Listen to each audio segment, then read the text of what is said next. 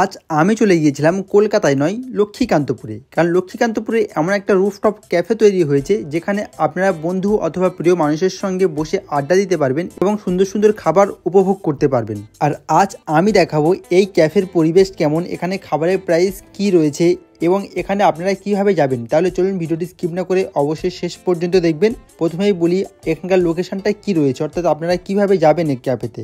এই দেখতে পাচ্ছেন লক্ষ্মীকান্তপুর রেলওয়ে স্টেশন। আর এই লক্ষ্মীকান্তপুর রেলওয়ে স্টেশনে আমি একদম শেষ পর্যায়ে চলে এসেছি। এই সোজা এই রাস্তাটা চলে গিয়েছে নামখানার দিকে। আপনারা চাইলে টিকিট কাউন্টারে ওখান থেকে বেরোতে পারতেন, কিন্তু আমি একদম প্ল্যাটফর্মের মাথা থেকে বেরোচ্ছি। এখান থেকে শর্টকাট হবে রাস্তাটা। এছাড়াও এই প্ল্যাটফর্মের মাথার দিকে এখানে কিছু ফটোশ্যুট করারও লোকেশন রয়েছে, তাই আপনারা এই মাথার দিক থেকেও যেতে পারেন। আমরা এখানে এই স্টেশন থেকে নেমে এলাম, এসে এই রাস্তা দিয়ে এলাম। আর একদম দেখতে পাচ্ছেন ক্যাফে ওই দেখা যাচ্ছে। এখন এই রাস্তাটা একদম শর্টকাট, আপনারা চাইলে টিকিট কাউন্টার থেকে বেরিয়ে মেন রোড দিয়েও আসতে পারেন। এই মেন রোড, আপনারা যদি মেন রোড দিয়ে আসেন তাহলে এই রাস্তা দিয়ে আসবেন। আর আমরা শর্টকাটে এটা দিয়ে এসলাম স্টেশনের মাথার দিক দিয়ে। এখান দিয়ে এসে এই সামনে দেখতে পাচ্ছেন এখানে গ্রিনল্যান্ড নার্সিংহোম, আর এই ঠিক নার্সিংহোমের অপোজিট সাইডে এই বিল্ডিংটা রয়েছে সেই ক্যাফে। চলুন আমরা এবার ভিতরে গিয়ে আপনাদেরকে দেখাচ্ছি। এই গ্রিনল্যান্ড নার্সিংহোম আর ঠিক অপোজিট সাইডে এই বিল্ডিংটায়।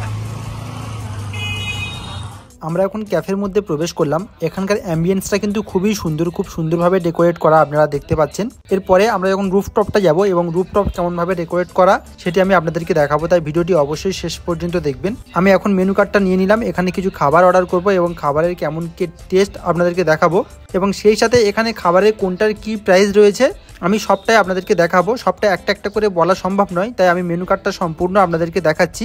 আপনারা এখান থেকে খাবারগুলোর প্রাইসগুলো দেখে নিতে পারেন। আমরা এর মধ্যে অর্ডার করেছিলাম ডাইট চিলি চিকেন, ফিশ ফিঙ্গার এবং অরেঞ্জ মজিটো। সম্পূর্ণ মেনু কার্ডটা এখানে দিয়ে দিলাম, আপনারা এখানে দেখে অর্ডার করতে পারেন। এখানে প্রাইস কিন্তু খুব এফোর্ডেবল প্রাইস রয়েছে, খুবই কম দামের মধ্যে আপনারা এখানে খেতে পারবেন।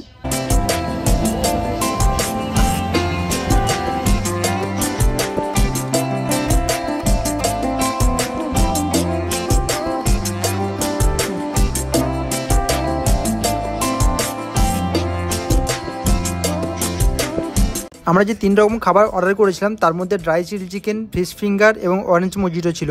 এর মধ্যে আমার সব থেকে যেটা ভালো লেগেছে সেটা হলো ফিশ ফিঙ্গার, এবং চিলি চিকেন আর অরেঞ্জ মজিটো দুটো ঠিকঠাক ছিল। আশা করছি এখানে প্রাইসের মধ্যে আপনারা ডিসঅ্যাপয়েন্টেড হবেন না, ভালোই লাগবে। চলুন এখন আমরা উপরটা যাবো এবং রুফটপটা কেমন আপনাদেরকে দেখাবো।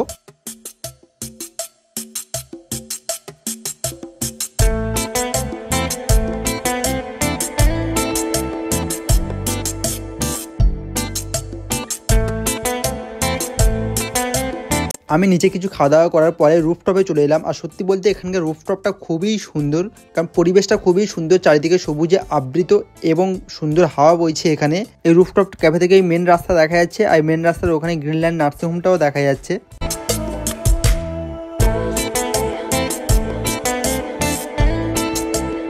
এখানে বসে আপনারা বেশ কিছুক্ষণ সময় অতিবাহিত করতে পারবেন। আর এই রুফটপে যারা আসে তারা এই উপরে যে দোলনাটা রয়েছে এখানে বসে ছবি তোলাটাই কিন্তু ম্যান্ডেটরি। খুবই সুন্দর একটা পরিবেশ, বিশেষ করে আপনারা যারা ছবি অথবা রিলস বানাতে পছন্দ করেন তারা অবশ্যই এখানে আসতে পারেন। দেখছিলাম প্রচুর রিলস ক্রিয়েটর এখানে রিলস বানাচ্ছেও দেখছিলাম। সব মিলিয়ে বলবো এখানকার অ্যাম্বিয়েন্সটা খুবই সুন্দর। আপনারা যদি কলকাতায় না গিয়ে একটা সুন্দর রুফটপ ক্যাফের উপভোগ করতে চান তাহলে অবশ্যই এই জায়গাটা ভিজিট করতে পারেন।